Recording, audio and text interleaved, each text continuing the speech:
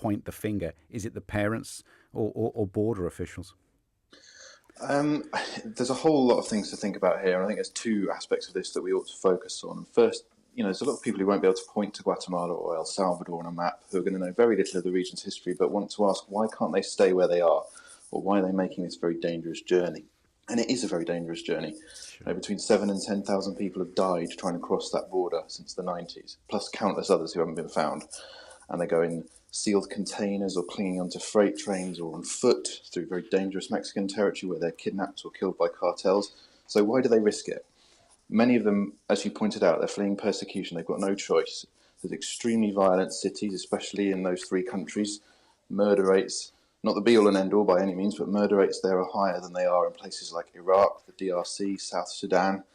And in many areas, gangs have de facto control. So for young men, there's compulsion to join the groups where life expectancy is very low. And for girls and women, what can be expected is unimaginably appalling.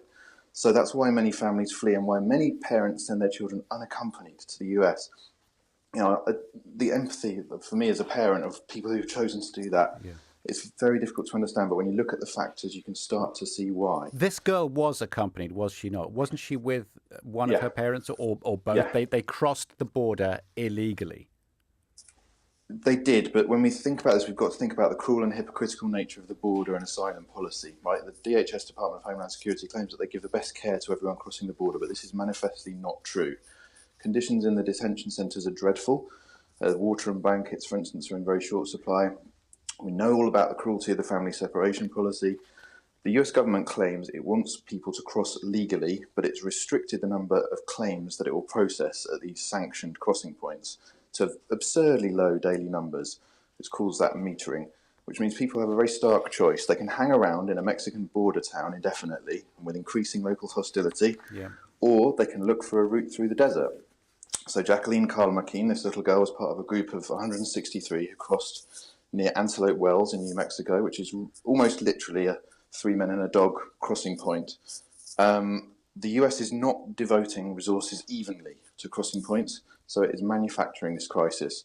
But they flew this little girl to El Paso, didn't they? She had only been they'd only found her for a few hours. They flew her, they medevaced her to El Paso, didn't they? Yeah, and the actions of the individual border agents are not necessarily known or they in have question to enforce here. a policy. It's the system that has created this death. But if they keep the border open, if the border was open, the southern states of America particularly and California would see an influx beyond anything sustainable. Am I right? That's not necessarily true. There are relatively low numbers of people who are seeking asylum in the US. This is low thousands. But there's millions of people who don't come from there who are there, and Trump knows that when any one of those commits a crime, he's got a potential vote or two on his hands. This is a massively emotional subject for the United States, isn't it? Pocket, because you look at the private prisons that are making a lot of money out of the per arrest system that they have, are big donors to his campaign. So it's not just about votes, it's about money too. I see.